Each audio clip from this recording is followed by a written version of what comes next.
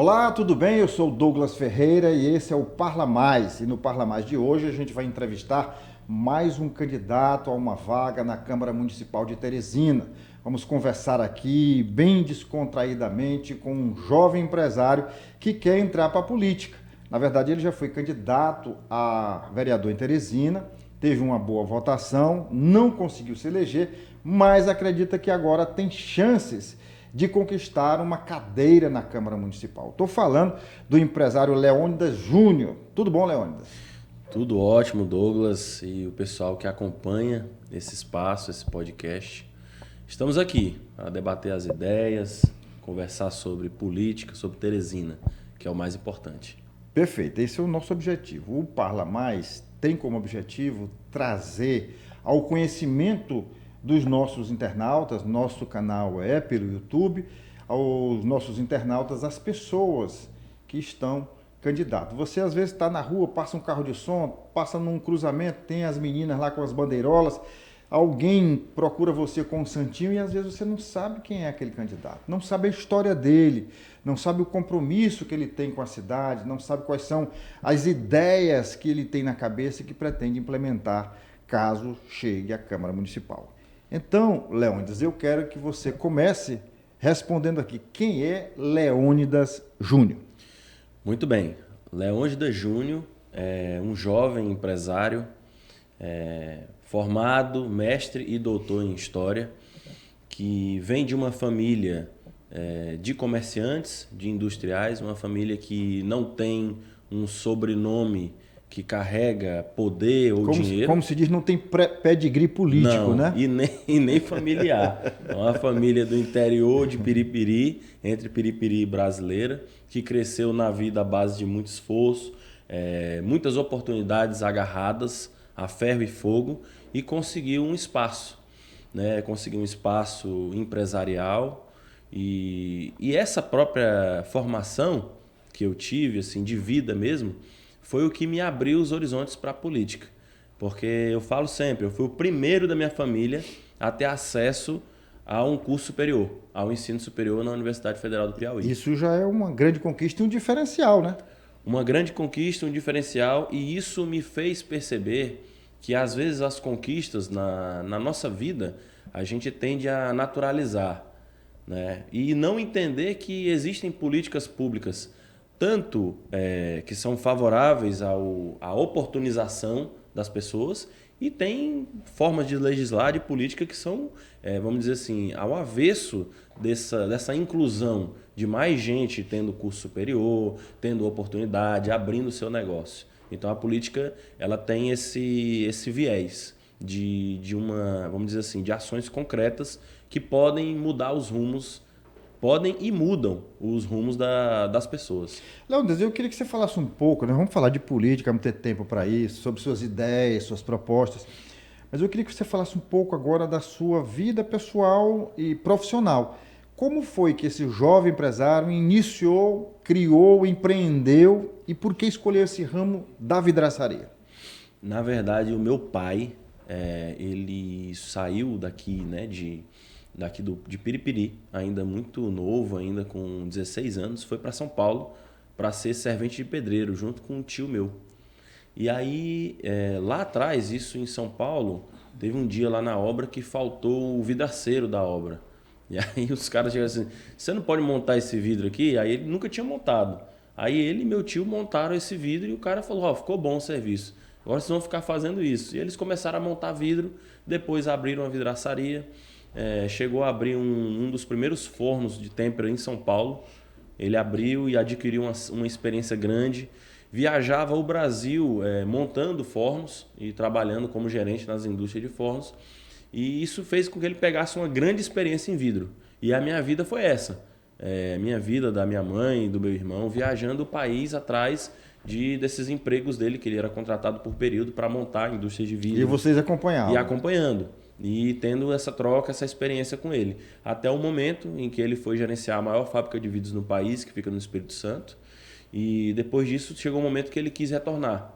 E ele quis voltar aqui para Teresina, que é a terra dele. A ideia dele era retornar aqui para o Piauí. a gente abriu uma têmpera de vidro, né, que é a Vidroforte, a Forte Glass, que é a referência. Vocês são pioneiros com têmpera? Não, aqui? nós não somos pioneiros aqui. A pioneira aqui é a L Nunes, que hoje já não existe mais na indústria. Mas o forno da L Nunes, quem montou foi meu pai. Ele veio para cá para montar o forno da L Nunes. E aí a segunda têmpera é a nossa, né? Mas a primeira têmpera de forno horizontal, que é a tecnologia mais avançada, é a nossa, é a Forte Glass. E como foi que surgiu esse interesse pela política? Interessante isso. Eu, ao mesmo tempo que a gente tinha essa vida empresarial, eu também sempre gostei muito de estudar. E a minha paixão sempre foi a área de história. Tanto que eu me formei em história, fiz mestrado e fiz o doutorado. Dentro da universidade, eu conheci o movimento estudantil. Militou nele? Militei no movimento estudantil, no Centro Acadêmico de História. Depois conseguimos conquistar o DCE, que era o Diretório Central dos Estudantes. Só que quando eu cheguei ali na metade da gestão do DCE, aí eu percebi que era uma coisa ou outra. Eu falei, ó, eu vou para essa carreira política ou eu vou estudar. Ou vou concluir os estudos. Eu já tinha... Tem uma galera que chega lá e passa 10 anos, 12 anos. Isso não... A nossa geração... Eu sou egresso da Universidade Federal, eu sei como é que funciona. A nossa geração, a gente teve uma preocupação muito grande com isso. Porque, assim, talvez pela geração anterior do movimento estudantil, a gente tinha quase que um mantra que dizia o seguinte, olha, a gente tem que acabar com essa história de que quem está em movimento estudantil é péssimo aluno. Na verdade, nós temos que dar o exemplo, nós temos que mudar isso, nós temos que ser os melhores do curso.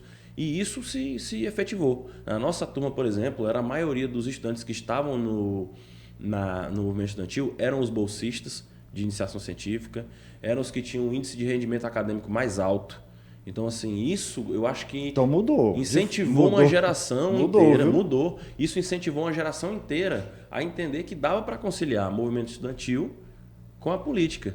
E a gente teria que estar ali pensando em formar quadros preparados para assumir espaços. Pessoas que estão ali estudando e que assumiriam espaço. Mas você chegou a ocupar cargo na direção do DCE? Sim, cheguei a ser diretor de comunicação do DCE, da UFP. Só que chegou aquele momento e aí eu pensei, ou eu continuo aqui ou eu vou para o meu mestrado e meu doutorado. E aí eu cheguei para meus amigos e disse, eu vou dar um tempo aqui no DCE. Então, de certa forma, você está trilhando o caminho natural de muitos estudantes que passaram pelo DCE. Sim. Eu poderia citar aqui da minha época mesmo, já um pouquinho antes, quando eu entrei, ele já estava saindo, o Osmar Júnior. Sim. Né? A Flora Isabel. O Marquinhos, que inclusive passou no primeiro lugar no vestibular da UFP na época, ele hoje, salvo engano, é servidor público federal. Então, assim, esses dois, pelo menos, passaram pelo DCE e ingressaram na carreira política. Você está no mesmo caminho, né? O DCE, na verdade, ele é uma escola, assim. O DCE da UFP ele foi uma escola de grandes líderes e grandes lideranças. E lá dentro dessa luta, dentro da Universidade Estudantil, do movimento estudantil, quer dizer, no DCE da UFP, eu pude ter essa paixão mais aflorada pela política, mas eu ainda tinha muito a paixão acadêmica. Então eu quis me preparar, eu disse, olha, eu vou tentar o mestrado em História mais difícil do Brasil, então eu acho que o meu grupo chegou, eu sempre fui muito assim de grupo, de coletividade. Falei, gente, a gente chegou, conseguiu, conquistou, tirou uma certa hegemonia que tinha lá do PCdoB, da UJS, há muito tempo no poder, vocês tocam aqui, está em boas mãos e eu vou me preparar para o meu mestrado e meu doutorado. Foi aí que aqui mesmo? Não, eu fui para Niterói, fazer na Federal Fluminense. Boa faculdade, viu? Chegando lá, mestrado, foco total na parte acadêmica. Só que no fim do mestrado, aí com a turma e com o pessoal lá, que era todos envolvidos com política também, aí lá eu pude experienciar uma forma diferente de fazer política, que foi com os amigos do PSOL, do Rio de Janeiro. Lá eu tive experiências de assistir aula, palestras junto com aquela deputada federal, a Thalita, que hoje é deputada federal, na época era vereadora de Niterói. Eu participei da campanha dela para vereadora, do pastor Henrique, que hoje também é deputado federal, do Marcelo Freixo. Então eu vi um ambiente político totalmente diferente do que eu via a política partidária aqui em Teresina. Qual é o grande diferencial do que se faz aqui no Piauí, em Teresina e o que eles fazem lá? Olha, por exemplo, quando a gente estava no DCE, a gente tinha uma certa aversão à política tradicional, porque a gente fazia uma política de movimento. No Rio de Janeiro, a gente viu deputados estaduais, deputados federais, mais ao campo da centro-esquerda, da esquerda, subir no morro, dando palestras, dando cursos, assessoria jurídica, alimentos mesmo, cesta básica, acompanhando a vida das comunidades, das favelas no dia a dia. Então era uma política movimento, era aquela política de presença, não era aquela política de gabinete. Então aquilo foi me encantando. Quando eu percebi, eu já estava com aquela chama acesa novamente. Eu disse, poxa, eu vim para cá para me distanciar da política e agora eu já estou pensando em voltar e militar dentro de um partido e ver que as coisas podem ser diferentes. E aí eu já estava lá, passei no doutorado, estudei, passei no doutorado, finalizei o doutorado, terminou o doutorado, já voltei para o Piauí para estar militando dentro dos espaços políticos. Para voltar a militar, né? Foi aí quando você se candidatou a primeira vez? Foi isso? Foi. Eu me candidatei a primeira vez em 2020. Quando eu estava candidato, eu estava dentro do doutorado. Fazendo doutorado e sendo candidato. E concorrendo. E concorrendo ao mesmo tempo. Leônidas, eu queria saber de você agora, assim, você tem andado pela cidade, você tem visitado as comunidades, ido aos bairros, qual é a avaliação que você faz, o que você tem encontrado pela periferia de Teresina? A gente tem andado os bairros de Teresina e o que a gente tem encontrado é um descontentamento perigoso. Por que eu digo perigoso? Porque é um descontentamento generalizado. Não é um descontentamento somente à administração municipal, somente aos vereadores ou o governo. É um descontentamento com a política, com a política. Isso realmente é perigoso. É muito perigoso, porque você tem um sentimento de colocar todos e tudo naquele mesmo bolo. Como se todos fossem iguais.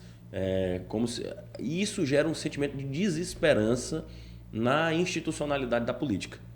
Que muitas vezes essa desesperança ela é institucionalizada para lados mais autoritários, né? Para aquela forma de resolver as coisas de forma mais truculenta.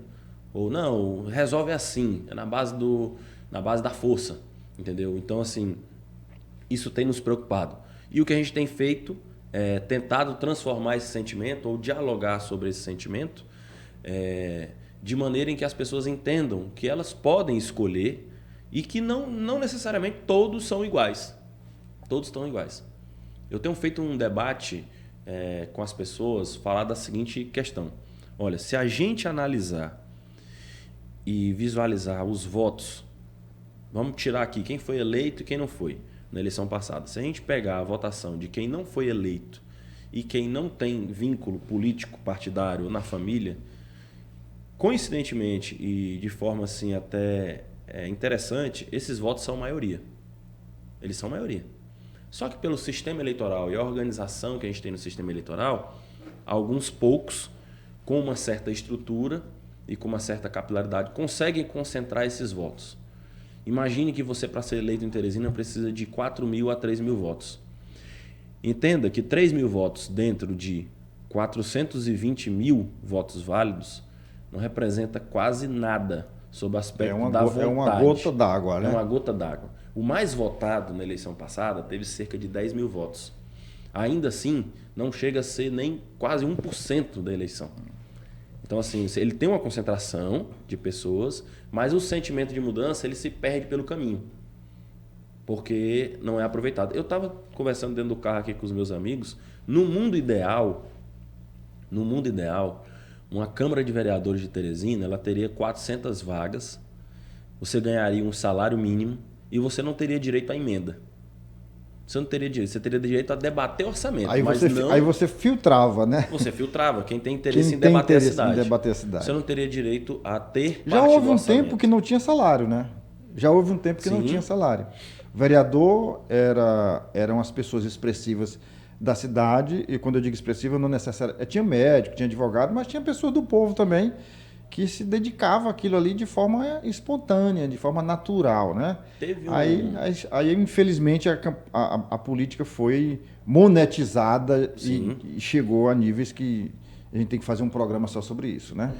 Teve uma reportagem especial, acho que foi da Band, que ela mostrou o custo das câmaras municipais. Não estou aqui, pelo amor de Deus, defendendo o fim de Câmara Municipal, não é isso que se trata. Eu estou falando assim sobre o sentido dessa questão mesmo, de quanto é que custa isso. É muito caro. E qual é a produtividade que você tem de fato. São 5.574 municípios em todo o país. Imagina que são 5.574 câmaras municipais. Isso tem um peso, tem um custo no orçamento da União, né? Porque tudo vem de lá. Sim. Eu conheço, por exemplo, câmaras municipais no interior que os caras ganham salário, tem direito a assessor e tal. E a sessão é uma vez por semana e dura 15 minutos. Porque a pauta já está lá, o cara chega e... O que é mais assustador... E ainda tem gente que falta, né? E tem gente que falta, e justifica porque está chovendo, aquela coisa. O que é mais assustador do que isso, eu digo sempre, onde eu tenho chegado, eu tenho falado.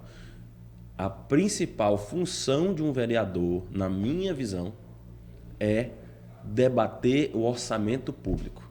Ele tem que debater o orçamento, porque é ele quem tem o poder, teoricamente, de enviesar esse orçamento. E o pior é que as pessoas, os eleitores e até alguns candidatos esquecem, né? São 3 funções básicas de uma Câmara Municipal ou de um vereador. O primeiro delas é representar a cidade, representar o eleitorado e o cidadão teresinense, aqui em Teresina especificamente. A segunda função de uma Câmara seria legislar.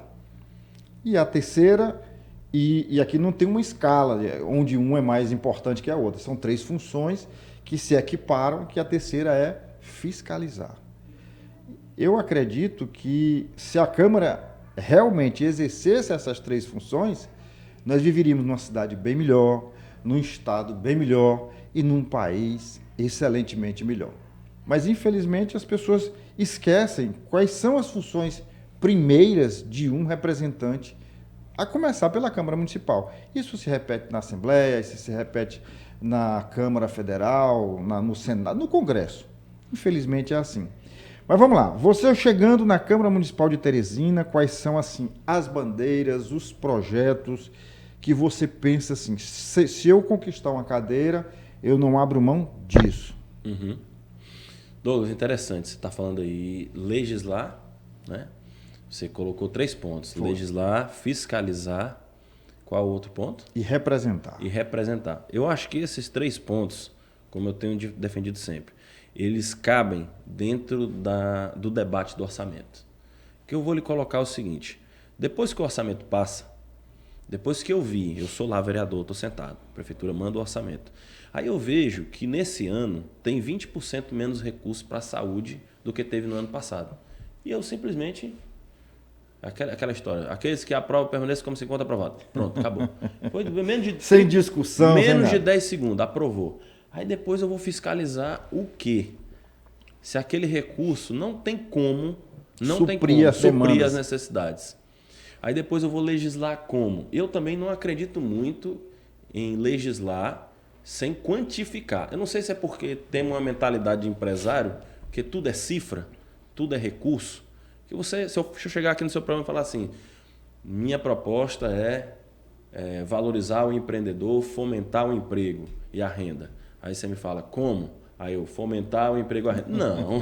Não é isso. Tem que ter uma proposta concreta, como? Né? Com começo, meio e fim. De que maneira? Com quanto? O que você envolve de recurso nisso?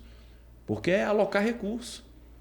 É o debate de alocar recurso. Quando eu falo, por exemplo, aqui, já entrando nas nossas propostas, quando eu digo sempre, minha bandeira é a educação. Todo mundo. Como é que eu resolvo o problema da educação em Teresina? Acho que são 3 pontos. Primeiramente, valorização salarial do profissional da educação. Geral. Não só o professor, mas não só o professor, toda a cadeia, toda a cadeia envolvida na educação. E principalmente o professor. O que a valorização salarial possibilita?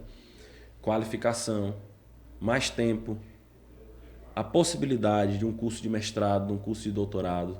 Esse é o primeiro ponto. Então, quem falar em valorizar a educação, sem falar em valorizar a profissional da educação, eu acho que a gente não está fazendo nada. Condição de trabalho. Eu tive, por exemplo, um professor veio falar comigo lá na Zona Norte. E quando eu falei que fiz doutorado, ele falou, legal. E ele me disse o seguinte, que ele estava fazendo o doutorado dele e, infelizmente, a Secretaria Municipal de Educação colocou ele para dar uma aula na Zona Sul e outra na Zona Norte. O tempo que ele levava, o tempo que ele perdia, o recurso, ele abriu mão de um concurso para ele terminar o doutorado. perdeu ele, mas perdeu mais a cidade de Teresina, porque perdeu um profissional qualificado, um profissional com doutorado que estaria na educação básica, que é uma educação fundamental para o desenvolvimento.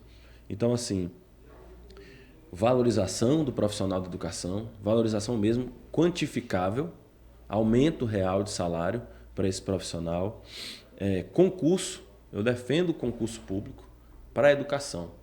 Concurso público pré-efetivo, aumento do número de pessoas que estão. Acabar com essa história dos terceirizados. Né? Diminuir um pouco. Eu não nego a importância dos terceirizados. Em algumas áreas é mais benéfico para o município a terceirização, mas não da forma como está hoje. A terceirização, vamos dizer assim, de maneira irrestrita.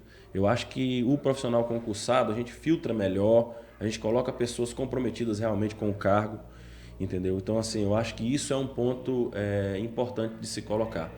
Outro ponto na área da educação que ajuda também a contratação de novos profissionais é porque nós temos um novo desafio na educação infantil, que é o aumento de casos de alunos neurodivergentes. Aí você tem o transtorno do autismo e uma série de outras questões do presente que a gente precisa debater isso. Essa realidade na educação infantil. A gente precisa de profissionais capacitados para lidar com isso. Psicólogos e toda uma equipe de apoio para que a gente tenha isso. Outro ponto das nossas bandeiras, nossas propostas, é a questão da geração de emprego e renda. Eu sei o que é empreender em Teresina, eu convivo com empreendedores, eu convivo com empresários, sei o que é dificuldade de logística que se tem aqui para chegar à mercadoria, custo de frete. Sei o que é uma carga tributária em comparação com outras praças de comércio, como o Ceará, por exemplo, Fortaleza. Onde há mais incentivos. Onde há mais incentivos. Sei o que é hoje a concorrência, que passa a ser uma concorrência global. Se você monta hoje uma banca para você vender um microfone desse, uma roupa, você não está concorrendo só com o seu vizinho ao lado, ou com o centro de Teresina, ou com o bairro. Você está concorrendo com a China. Com o mundo, né? Com o mundo. E quando a gente fala o mundo, a gente fala a China. Sobretudo com a China, onde produz e produz muito em conta, muito barato, né? Se a gente pensar, é uma tristeza, é um absurdo. Se a gente pensar que a gente tem uma Amazon da vida, um Mercado Livre, quando a Amazon, vamos colocar assim, porque são mais coisas de fora. Estava até brincando um dia desse num grupo, um amigo nosso tem um terreno no interior e ele precisou comprar um facão para ele limpar lá a área. Ele disse, vou comprar na Amazon, porque chega em 2 dias. Cara, o cara deixou de comprar um facão no comércio da esquina para comprar numa gigante, numa Big Tech norte-americana que tem um depósito aqui em Pernambuco e outro está construindo, acho que no Ceará, e chegou em 2 dias, cara. Então, assim, o que nós estamos perdendo para isso? Qual que é a nossa estratégia? Pela estratégia dele, jamais o homem que fundou a Tramontina teria êxito, né? Porque ele se fez exatamente dentro dessas demandas pequenas, onde ele ia na capital adquirir esses equipamentos, sem como dúvidas. Faca, facão, trincha, esses equipamentos utilizados no campo. Então, mas assim, enfim, a gente precisa, só lhe cortando aqui, a gente precisa de políticas públicas reais, de um plano de desenvolvimento para Teresina. Temos que rever o ISS de Teresina para alguns setores que a gente queira desenvolver. Dentro dessa bandeira de geração de emprego e renda. A gente precisa ter isso como uma prioridade. É preciso a gente estancar, parar essa história de talentos que saem daqui para trabalhar fora. Se a gente pegar os dados do IBGE de quantos jovens saem do Piauí, saem de Teresina para trabalhar em outros espaços porque não tem emprego, é absurdo, é estarrecedor. Então, diminuição do ISS em alguns setores-chave. Fomento, como é que se fomenta a produção em Teresina? Os centros de produção estão parados praticamente. Você tem uma proposta para isso, né? Sim. Reforma, cursos de marketing, marketing digital, vendas para o Instagram. Porque a realidade hoje é essa, é vender na internet. Mudou tudo, né? Não precisa, a gente tem se falado muito no abandono do centro da cidade. É porque, de fato, não se precisa mais ter um ponto físico para você vender. Se você tiver um bom Instagram, com um bom vídeo, um bom produto, saber manusear um tráfego pago, você consegue chegar a um cliente e você consegue ter lucro. Então, assim, é preciso parcerias público-privadas, com o Sistema S, por exemplo. É preciso a gente fomentar esses cursos para os nossos empreendedores. E eu acho que a última bandeira, assim, a terceira bandeira que eu quero levar de forma assim, intransigente na Câmara Municipal, já é uma luta que eu comecei lá no movimento estudantil, que é a questão dos ônibus, do transporte coletivo em Teresina.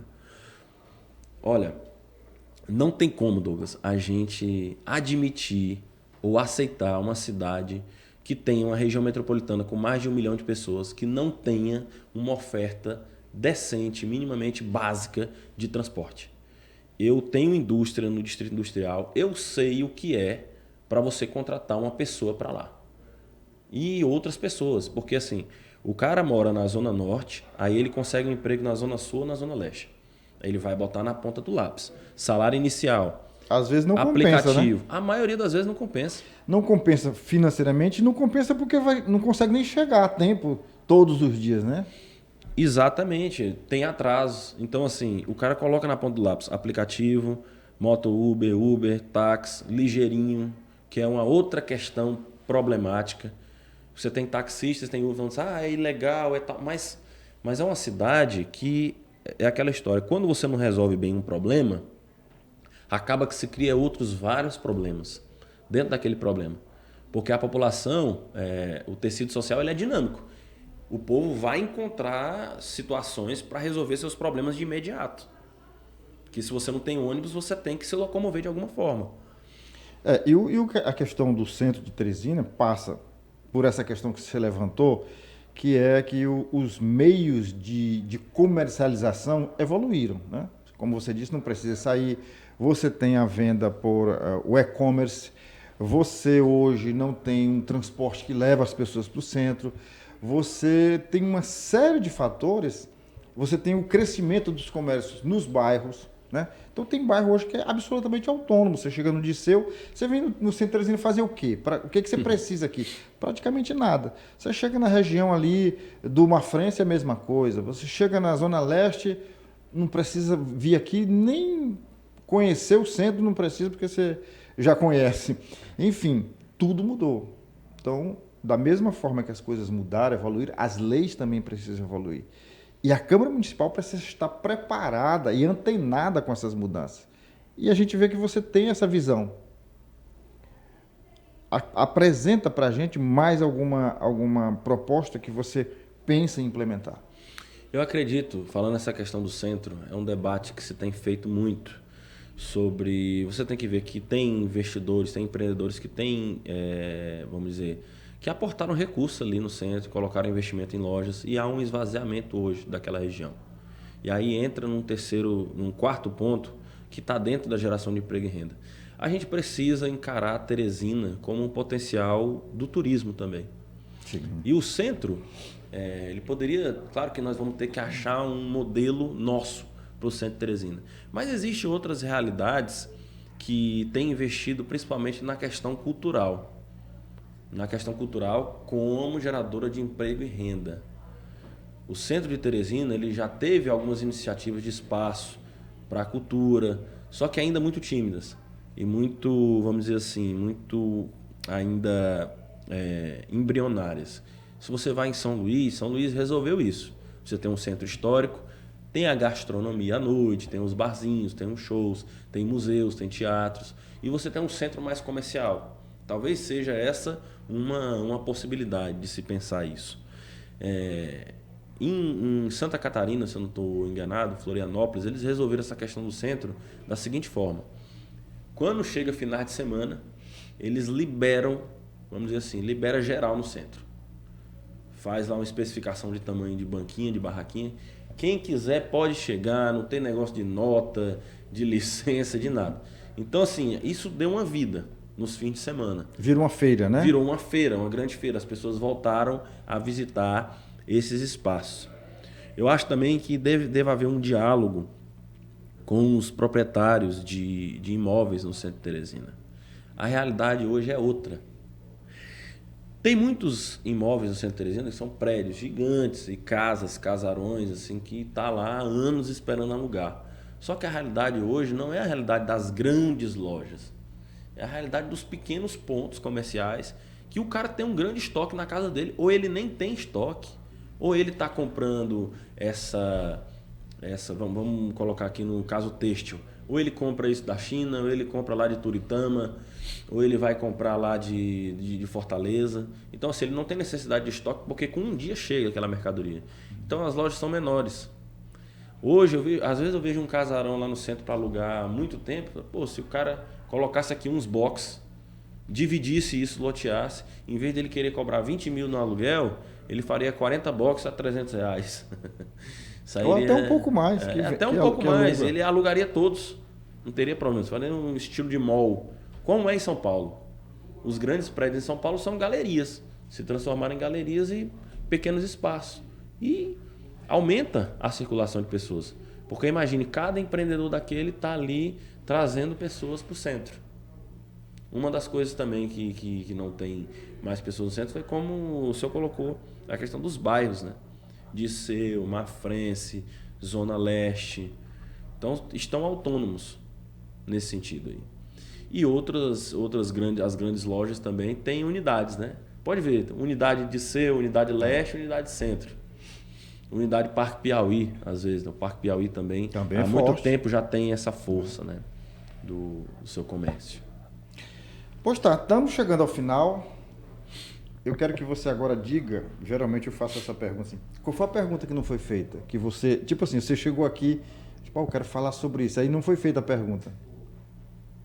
Acho que é o que é o mais importante. Por que eu quero ser vereador de Teresina? Acho que essa é a pergunta. Pronto, pois diga por que você quer ser vereador. Eu quero ser vereador de Teresina porque tem um plano, tem um programa para a cidade de Teresina que ainda não identifiquei em nenhuma outra candidatura. Eu acho que isso é o fundamental. Porque se tivesse alguém que me representasse lá, eu não estaria aqui defendendo o meu nome, o meu número, Leônidas Júnior 40333. Então temos um plano, temos um projeto e o mais importante, porque acredito que política não deva ser profissão. Não deva ser profissão. Nós estamos numa campanha, mas a minha profissão é empresário, é professor de história. Continuarei empresário. Quando for vereador, continuarei da mesma forma. Tem uma frase lá do Aristóteles que diz o seguinte, que a política é a mais nobre das missões, só que é a mais vil das profissões. Quando a política se torna uma profissão... Aí complica. Aí complica, porque o cara vende a mãe, entrega, faz o que tiver que ser feito, porque é a profissão dele. Então, eu acho que isso é o nosso desejo. E dizer que no espaço que nós estamos, que é o PSB, o 40, não tem como dar errado. Votou no Leônidas Júnior e está votando na renovação. Lá não tem nenhum vereador de mandato. Isso foi algo cuidadoso que nós fizemos. Lá não tem ninguém com cadeira, não tem ninguém com mandato. É uma estratégia, né? É uma estratégia. Lá é 100% de renovação. Bom, você disse por que você quer ser e agora você olha para lá e fala. Por que o teresinense, o eleitor da capital do Piauí, deve votar em você? Por que você merece ser votado? Mereço ser votado como vereador de Teresina porque tenho apresentado propostas reais para problemas reais. Mereço ser votado porque tenho compromisso em chegar lá e representar de fato o teresinense. Em lutar por uma saúde decente colocada lá no orçamento. Brigar já desde o orçamento da votação da LOA para colocar mais recursos para a saúde. Tenho brigado por aumento real de salário para professor. Tenho brigado por mais ônibus e de forma geral, resolver de fato o problema dos ônibus em Teresina. Com a proposta de colocar ônibus elétricos, mais ônibus a circular e ter uma mobilidade urbana decente. O teresinense deve votar no Leônidas Júnior porque ele pensa na geração de emprego e renda. E prestará contas do seu mandato sempre que possível. O que temos feito, como vamos fazer, o que estamos fazendo, com todo o cuidado que se deve ter com o dinheiro público. Leônidas, uma última pergunta. A gente vive hoje, e essa pergunta é feita praticamente para todos os candidatos que aparecem aqui, homens e mulheres. Nós vivemos hoje uma guerra ideológica e existem algumas questões que chamaram até de pautas identitárias. Como é que o candidato Leônidas, o empresário, o professor, se posiciona em relação, por exemplo, a algumas questões sensíveis, como aborto, essa questão da linguagem, como é que chama? Linguagem neutra. Como é que é a tua posição diante dessas causas que estão aí e vão bater na porta da Câmara? Olha, essas pautas, a grande maioria delas não diz respeito ao ambiente, vamos dizer assim, à estrutura legislativa municipal. Por exemplo, aborto. Eu não sou a favor do aborto e ninguém é. Aborto é uma tragédia. Agora, há um debate se ele deve ser encarado como uma questão de saúde pública ou não. Mas ninguém, em sua sã consciência, é a favor do aborto. Eu sou pai, tenho uma filha de 2 anos, sou cristão. Então, assim, isso é uma pauta eu considero uma pauta de saúde pública, e o espaço dela é o Congresso Nacional e acho que o Supremo Tribunal Federal, que acho que já tem debatido sobre esses temas. Quanto à linguagem neutra, pessoalmente não sou a favor, não aprendi a falar dessa forma, não estudei português dessa forma.